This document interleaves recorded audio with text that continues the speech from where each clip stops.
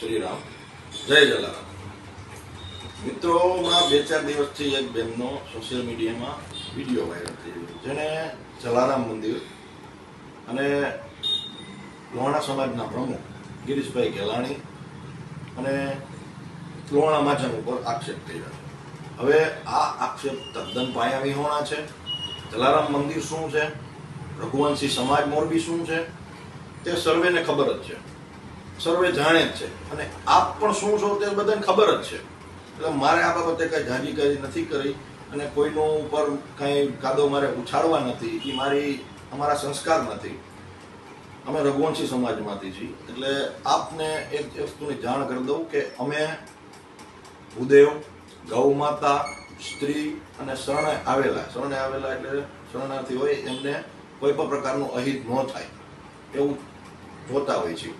પણ હવે તમારું આવું વર્તન અને આવી આ પ્રકારની હીન કક્ષાની પોસ્ટ વાયરલ થતા અમારા અમુક લાગણીશીલ અમારી સાથે અંગત રીતે જોડાયેલા લોકોનું કહેવાનું એમ છે કે તમે અમને જવાબ નહીં આપો તો આ વસ્તુ એટલે હવે મારે કહેવાનું ખાલી એટલું જ છે કે તમે એક તમને કેસ કહું છું કે તમે કહો છો હું સેવાભાવી, તો ચીફ જ્યુડિશિયલ મેજિસ્ટ્રેટ સાહેબની કોર્ટ 2CC કેસ નંબર 8099/2019 ફરિયાદી છે દિનેશ કુમાર મણીલાલ પારેખ કે જેઓ દિનુમામા નોટરી તરીકે મોરબીમાં પ્રખ્યાત છે અને બહુ ધાર્મિક પ્રવૃત્તિના માણસ છે અને જેઓ જલારામ મંદિરના સેવા કાર્યમાં હંમેશા વર્ષોથી જોડાયેલા છે।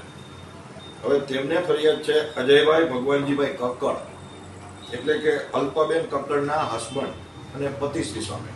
હવે આપ કહો છો કે અમે તો સેવાભાવી છીએ, તો આ તો ચીટ ફંડનો કેસ છે કે ચીટિંગ કરી વિશ્વાસમાં લઈ અને દુકાનનો દસ્તાવેજ કરાવી બીજાને દસ્તાવેજ કરી પૈસા લઈ છેતરપિંડીનો કેસ તમારી પર ચાલી રહ્યો છે।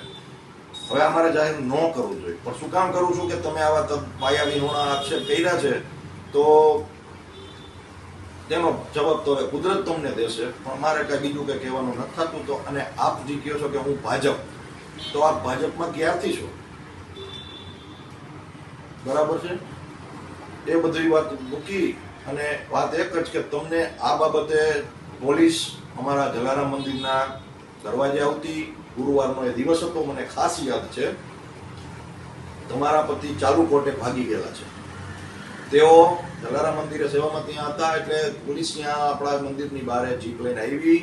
તેઓએ કહ્યું કે અજયભાઈ કક્કડને બહાર બોલાવો, અમે આ પોલીસની વર્દી પહેરી છે અને આટલું તમારે ટ્રાફિક છે, અમારે અંદર ન હોય એટલે અમે અહીંયાથી બોલાવેલા અને તેઓની ધરપકડ અહીંયાથી કરેલી છે।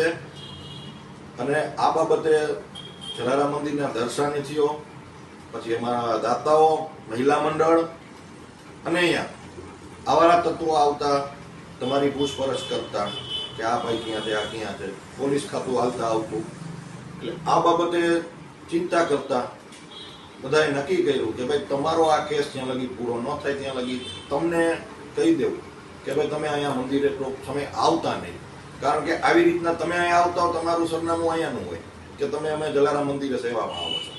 આ બાબતે તમને ના પાડી, તમે એનો ખાર રાખી બીજી બધી વાતનો, એટલે એ બધી છે એટલે ભગવાન તમને સદબુદ્ધિ દે, તમારી પાછળ પર જે પણ હોય એને સદબુદ્ધિ આપે। બાકી મારે કાંઈ મહાજનનું કે કંઈ કહેવું નથી। લોહાણા મહાજનના પ્રમુખ, લોહાણા મહાજનના મંત્રી, લોહાણા મહાજનના કારોબારી સભ્યો આગામી સમયમાં કાયદાકીય નિષ્ણાતોની સલાહ લઈ અને માનહાનિના દાવા સાથે કાયદાકીય રીતે પગલાં લેશે। આ વાત હતી ખાલી જલારામ મંદિર પૂરતી। તો જલારામ મંદિર સેવા મંડળનો ઉપપ્રમુખ અને જલારામ મંદિરનો એક કાર્યકર તરીકે તમને આનો જવાબ આપ્યો છે। જય જલારામ, જય શ્રી રામ।